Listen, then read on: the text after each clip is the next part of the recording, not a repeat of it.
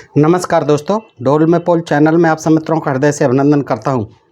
दोस्तों, आज का विषय है कि हमारे देश में ही नहीं बल्कि विदेशों में भी ये जो धर्म के नाम पर अंधविश्वास और पाखंड फैलाया जाता था और उनके जो फैलाने वाले थे, यानी जो धर्म के प्रचारक थे, धर्म के संस्थापक थे, पंडित पुरोहित लोग, पादरी लोग, वो जो है जब भी वैज्ञानिक कोई आविष्कार करते थे तो उनको बड़ा बुरा लगता था और उसका वो डटकर विरोध करते थे, क्योंकि उन वैज्ञानिक खोजों के आधार पर उनके तमाम अंधविश्वास और पाखंडों का खंडन होता था। दोस्तों, हमारे देश में भी जब आर्यभट्ट जी हुए 400-500 ईसा शताब्दी में, तो उन्होंने भी यहाँ तमाम खोजें की। वो तो प्राचीन हमारे महान गणितज्ञ थे, महान खगोलविद थे।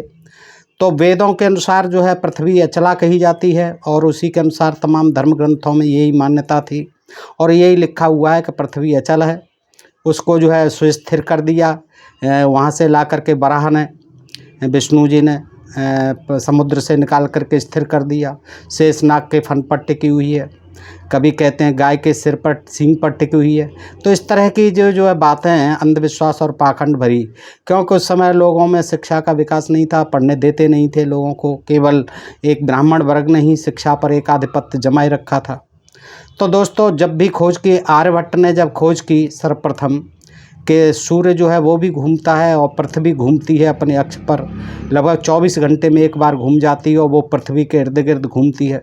बहुत बड़ी वैज्ञानिक खोज की उन्होंने, पाई का मान उन्होंने बताया और साथ ही त्रिकोणमिति आदि में भी उन्होंने तमाम जो है चीज़ें बताई और गिनतियों में भी उन्होंने जो है खोज की। तो गणित के विकास में उनका जो है बड़ा योगदान रहा और खगोल शास्त्र में भी। लेकिन उस समय के जितने भी पंडित पुरोहित थे हमारे यहाँ के, उन्होंने जो है आजीवन उनका विरोध किया। दोस्तों, आर्यभट्ट नाम जो है, आर्यभट्ट, लोग कहते हैं आर्यभट्ट, भट्ट नहीं है क्योंकि भट्ट तो ब्राह्मण होते हैं। आर्यभट्ट का मतलब था, भट्ट माने शूरवीर, योद्धा। वो खगोलविद के और गणित के योद्धा थे आर्यभट्ट।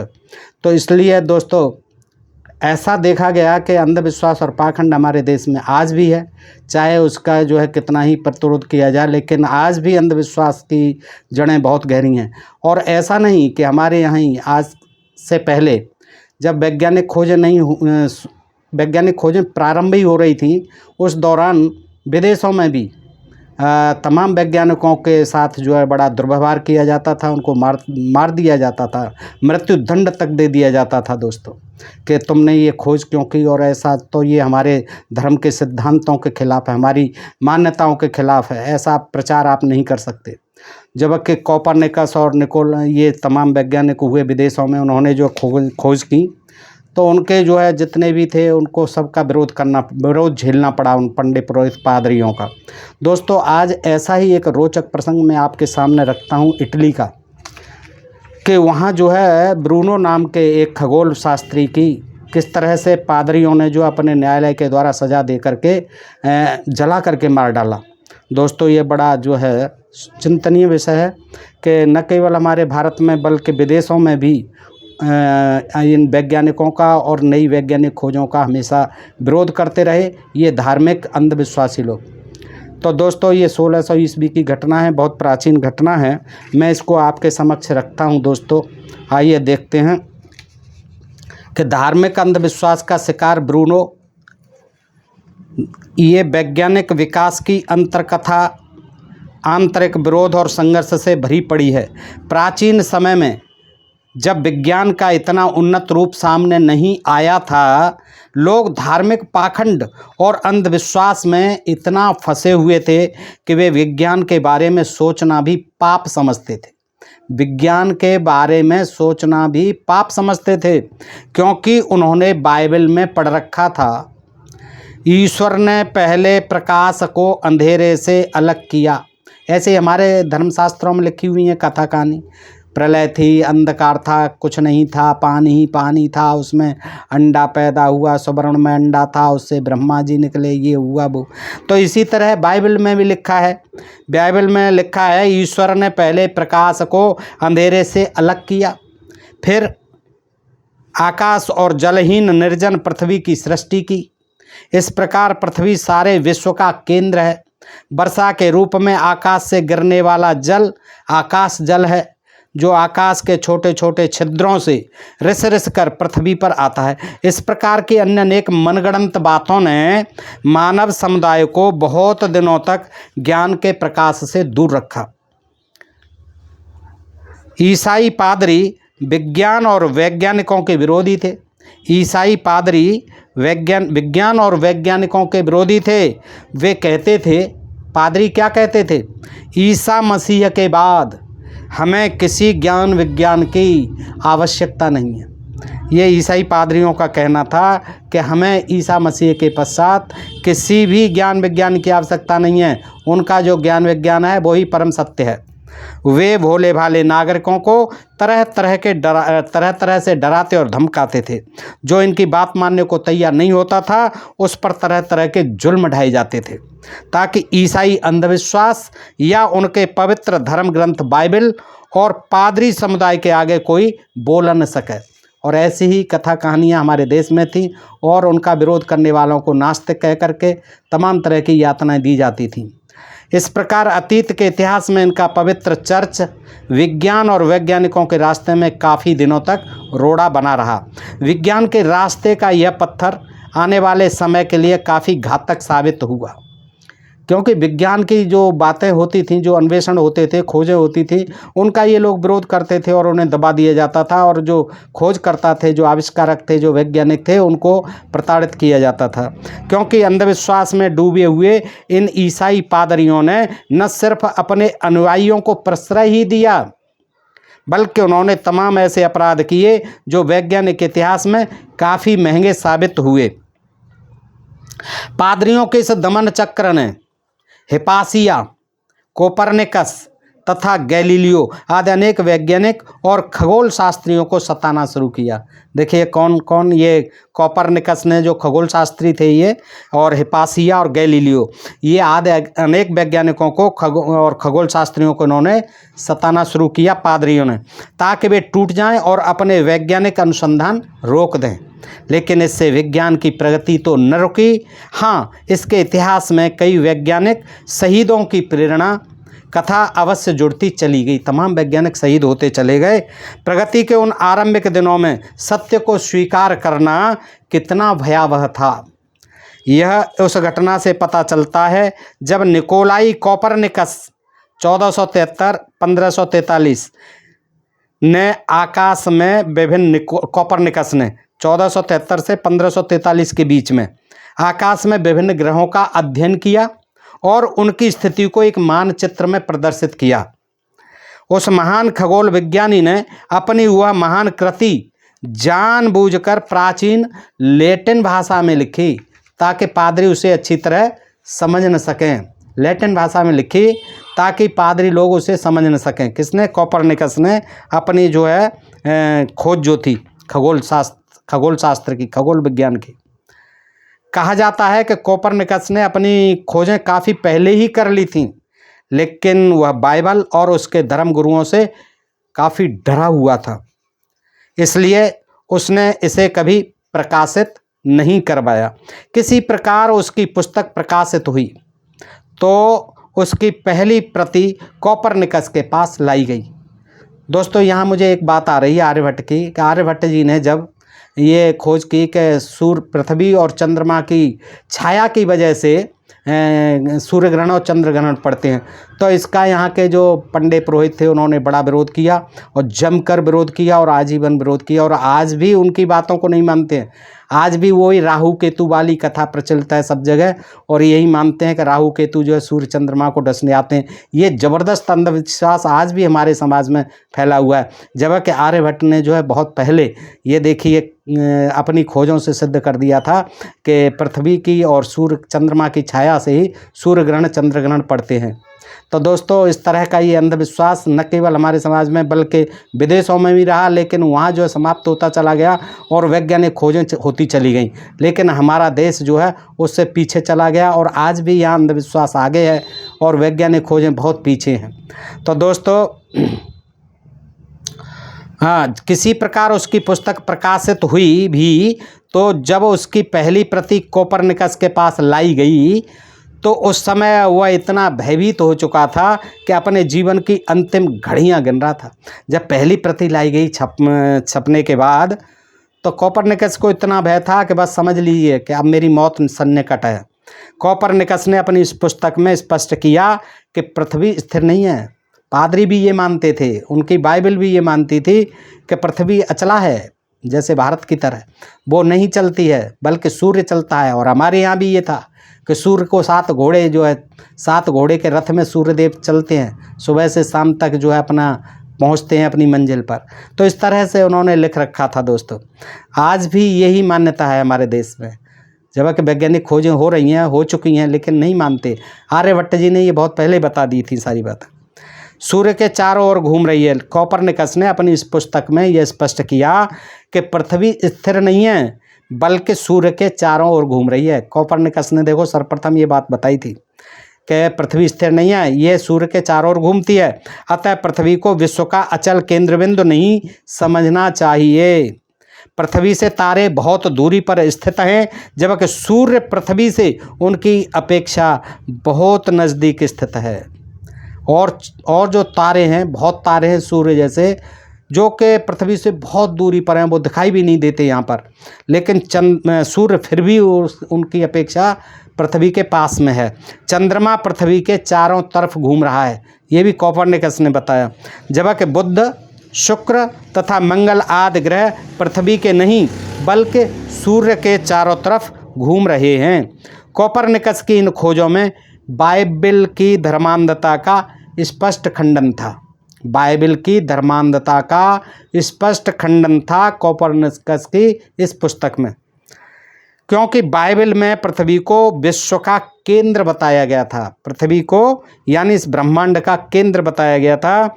जब पादरियों ने देखा कि यह पुस्तक उनके धर्म के विरोध में प्रचार कर रही है, क्योंकि उनकी बाइबल तो कहती थी कि पृथ्वी जो है अचल है और पृथ्वी जो है केंद्र बिंदु है संसार का, ब्रह्मांड का, लेकिन ये कहते हैं कि पृथ्वी घूमती है और सूर्य के चारों तरफ घूमती है, अपनी धुरी पर भी 24 घंटे में एक बार घूम जाती है। तो पादरियों ने जब ये देखा कि यह पुस्तक उनके धर्म के विरोध में प्रचार कर रही है, तो इस पर प्रतिबंध लगा दिया गया। उस पुस्तक पर काफ़ी दिनों तक यह पुस्तक दबी पड़ी रही, जब्त कर ली गई वो पुस्तक। जैसे हमारे यहाँ कभी जो है रामायण, सच्ची रामायण जो पेरियार ने लिखी थी, उसको जब्त कर लिया गया था। बाद में हाई कोर्ट में मुकदमा चला, तब जो है मुकदमा जीतने के पश्चात जो फिर वो प्रकाशन में आई। किसी प्रकार वह पुस्तक इटली के एक लैटिन भाषी जिज्ञासु युवक जॉर्दानो ब्रूनो के हाथ में आई। देखिए, किसी प्रकार वह पुस्तक इटली के एक लैटिन भाषी, क्योंकि लैटिन में प्रकाशित हुई थी, लैटिन भाषी जिज्ञासु युवक जॉर्दानो ब्रूनो के हाथ में आई। संक्षेप में ब्रूनो के हाथ में आई। इसका शीर्षक था, किताब का शीर्षक था आकाश के गोलों के घूमने के विषय में तोरुनवासी निकोलाई कोपरनिकस की पुस्तक। ब्रूनो कैथोलिक पादरी था। ब्रूनो जो है कैथोलिक पादरी था और उसे धर्मशास्त्र के डॉक्टर की उपाधि मिली हुई थी, लेकिन स्वतंत्र विचार का नवयुग, बेशक वो पादरी था, कैथोलिक चर्च का पादरी था और धर्मशास्त्र में उसे डॉक्टर की डिग्री मिली हुई थी, लेकिन फिर भी चूंकि वह स्वतंत्र विचार का नवयुग था, विज्ञान के प्रति वो काफ़ी उत्साही था, उसने इस पुस्तक का अध्ययन किया। वह इस पुस्तक से काफ़ी प्रभावित हुआ। एक दिन उसने कुछ मठवासियों के सामने इस पुस्तक की प्रशंसा कर दी। मठवासियों के सामने ब्रूनो ने इस पुस्तक की प्रशंसा कर दी। फिर क्या था, यह बात ईसाई संघ के संचालकों तक पहुंची। ब्रूनो को कठोर दंड देने की योजना बनाई जाने लगी। तब वह युवा पादरी अपनी मातृभूमि से भागकर स्विट्जरलैंड आया। स्विट्जरलैंड भाग गया। वह कई वर्ष तक मातृभूमि से दूर रहा। इस बीच उसने कोपरनिकस के सिद्धांतों का गहन अध्ययन किया और वह तथ्य सामने लाया कि न केवल पृथ्वी बल्कि सूर्य भी अपनी धुरी पर घूमता है। इसी प्रकार अन्य अनेक ग्रह सूर्य के चारों ओर घूमते हैं। उनकी यह भविष्यवाणी आगे चलकर सही साबित हुई और उसकी मृत्यु के लगभग 200 वर्ष बाद प्लूटो, यूरेनस और नेपच्यून आदि अनेक ग्रहों का पता चला। 200 वर्ष बाद उसकी मृत्यु के। और ये जो है उन्होंने ये भी जब अध्ययन किया तो उन्होंने ये खोज लिखी कि सूर्य भी अपनी धुरी पर घूमता है, इसी प्रकार अनेक ग्रह सूर्य के चारों ओर घूमते हैं। बाइबल में कहा गया है कि संसार अपरिवर्तनीय है। वो बाइबल कहती है कि संसार बदलता नहीं है, नॉन चेंजेबल है, अपरिवर्तनीय है। परंतु ब्रूनो ने बताया कि आकाश में अनेक तारे हैं, वे बहुत विशाल हैं, चूँकि वे हमसे बहुत दूर हैं इसलिए हम उन्हें देख नहीं पाते। हमारे सौर मंडल में अनेक ग्रह हैं। ब्रूनो ने बताया कि ब्रह्मांड परिवर्तनशील है, अपरिवर्तनशील नहीं है, प्रत्येक क्षण इसमें परिवर्तन होते हैं ब्रह्मांड में। उसके इन दावों की पुष्टि तब हुई जब दूरबीन और टेलीस्कोप का निर्माण हुआ। उन्होंने देखा कि तमाम नए तारे जो है बुझ जाते हैं, नष्ट हो जाते हैं, उल्कापात होते रहते हैं और तमाम जो है नए ग्रह बनते रहते हैं। तो ये सब जब टेलीस्कोप और दूरबीन का आविष्कार हुआ उसके बाद ये बातें सिद्ध हुई हैं। पादरी समुदाय बाइबल के विरुद्ध धारणाओं को स्वीकार नहीं कर पाया। वे ब्रूनो को अपना दुश्मन मानकर चलने लगे और उनके विरुद्ध अभियोग पत्र तैयार किया गया जिसमें पूरे 130 अनुच्छेद थे।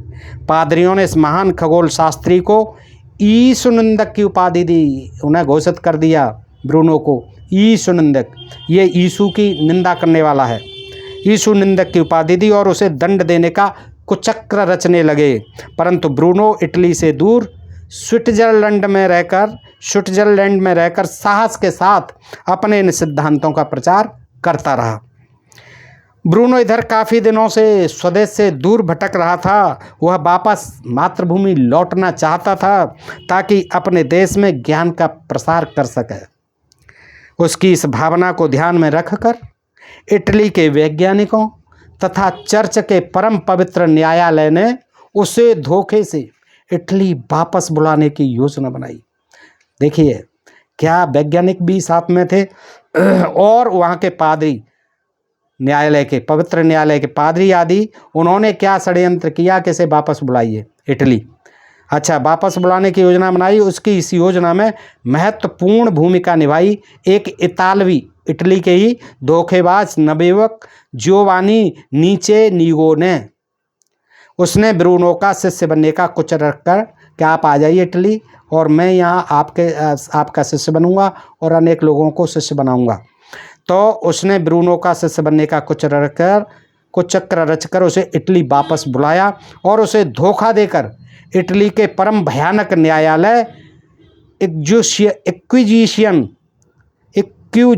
को इसकी सूचना दे दी। न्यायालय था ये एक्विजिशियन के आदेशानुसार 23 मई 1592 को यह महान खगोल शास्त्री धर्म के विरोध में प्रचार करने के आरोप में जेल में डाल दिया गया। उन्होंने ब्रूनो को 8 वर्ष तक यानी 1600 ईस्वी तक जेल में बंद रखा, इस आशा के साथ कि शायद ब्रूनो अपना सिद्धांत बदलकर बाइबल के सिद्धांतों को स्वीकार कर ले, अपने सिद्धांतों को तिलांजलि देके हमारे बाइबल के सिद्धांतों को मान ले तो उसको हम छोड़ देंगे। इसलिए 8 साल जेल में डाले रखा। लेकिन साहसी ब्रूनो इन धमकियों, यातनाओं और कष्टों से विचलित नहीं हुआ। वह अपने विचारों की सत्यता प्रमाणित करता रहा। अंत में एक्विजिशियन के न्यायाधीशों ने इन पाखंड भरे शब्दों में ब्रूनो को यह सज़ा सुनाई। क्या सज़ा सुनाई?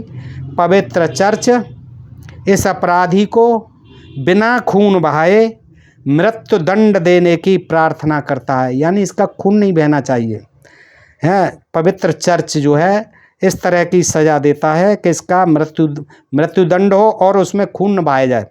वास्तव में इसका अर्थ था कि ब्रूनो को जीवित ही जला दिया जाए, खून नहीं बहे, यानी उसका मतलब था जीवित ही जला दिया जाए। 17 फरवरी 1600 को ब्रूनो को एक अपराधी के रूप में पीले कपड़े पहनाकर सड़कों से निकाला गया। ब्रूनो के सिर पर एक ऊंची टोपी थी जिस पर आग की लपटों में छटपटाते हुए एक मनुष्य का चित्र था। उस समय सभी गिरजाघरों में घंटे बज रहे थे। सैकड़ों पादरी, बिशप, धर्माधिकारी, रईस अपने विशेष कीमती पहनावे पहनकर मरसिया गाते जा रहे थे। हजारों तमाशबीनों के लिए वह खुशी का त्योहार था। क्योंकि एक धर्म विरोधी का अंत होने जा रहा था। ब्रूनो की जबान काट दी गई थी ताकि वह कुछ बोल न सके। उसके हाथ पैरों में लोहे की भारी जंजीरें बंधी थीं। जीवन के अंतिम समय में प्राण दंड के पहले उससे एक बार पुनः अपने सिद्धांतों को त्यागने के लिए कहा गया, परंतु इस महान खगोल विज्ञानी ने इस प्रस्ताव को ठुकरा दिया। फलतः वह भयानक आग की लपटों के बीच जिंदा झोंक दिया गया। ब्रूनो जल गया। पादरियों का दमन चक्र चलता रहा। वीर वैज्ञानिक शहीद होते रहे और विज्ञान की प्रगति का रास्ता आगे बढ़ता रहा। कुछ वर्षों के बाद ब्रूनो के सिद्धांत परीक्षण की कसौटी पर सही उतरे। रोम के उसी मैदान में जहां ब्रूनो को प्राणदंड दिया गया था, सन 1889 में, यानी 289 साल बाद, उसका एक स्मारक बनाया गया ताकि उस महान खगोल शास्त्री के बलिदान को श्रद्धांजलि दी जा सके। तो दोस्तों, ये बड़ा ही रोमांचक प्रसंग था। आपने देखा कि न केवल हमारे देश में बल्कि इटली में भी उस समय कितनी अव्यवस्था थी धार्मिक अंधविश्वासों के नाम पर, पाखंडों के नाम पर, कि जो वैज्ञानिक तक को जो है मृत्युदंड दे देते थे दोस्तों। और ब्रूनो को किस तरह से जला करके जो है मृत्युदंड दिया गया दोस्तों। ये बड़ा विदारक घटना रही होगी उस समय की। और आज भी हम सोचते हैं तो देखते हैं कि अंधविश्वासी और पाखंडियों ने समाज का कितना अहित किया है दोस्तों। ये आज भी जो है वैज्ञानिक खोजों में रोड़ा बने रहते हैं। और तमाम अंधविश्वास जो है हम अपने देश में भी देखते हैं, जो बड़ा चिंतनीय है। हमारे देश में जब विदेशों से जहाज आते हैं, उन पर नींबू और मिर्च लगाए जाते हैं। पता नहीं, ये देखिए कितनी बड़ी विडंबना है। साधारण आदमी करे तो करे, हमारे जो मंत्री, प्रधानमंत्री, वो सब जो इन अंधविश्वास और पाखंडों में आकंठ डूबे हुए हैं। और ये किस तरह से वैज्ञानिक तरक्की हो पाएगी देश की, क्योंकि विदेश तो सुधर गए, वो तो जो है तमाम वैज्ञानिक खोजें करते रहे और आखिर विज्ञान को मानने लगे और विज्ञान के बल पर जो है शीर्ष स्तर पर जा पहुँचे हैं। लेकिन हम लोग आज भी इन अंधविश्वासों में भटके हुए हैं दोस्तों। और इसके लिए हमारा पढ़ा लिखा तबका, हमारे जो जिम्मेदार अधिकारी हैं और जो हमारे जिम्मेदार शासक हैं, वो भी कई मायनों तक बहुत जिम्मेदार हैं दोस्तों। ये बड़ा चिंतनीय विषय है। बताइए ये प्रसंग आपको कैसा लगा। अच्छा लगा हो तो मित्रों को अधिकाधिक शेयर करें। अपने प्रिय चैनल ढोल में पोल को सब्सक्राइब करें दोस्तों। लाइक और कमेंट भी किया करें ताकि हमको पता चलता रहे कि हमारा प्रयास आपको कैसा लगता है। आज के लिए इतना ही। सुनने के लिए आप सब मित्रों का हृदय से आभार। नमस्कार। जय हिंद, जय भारत दोस्तों।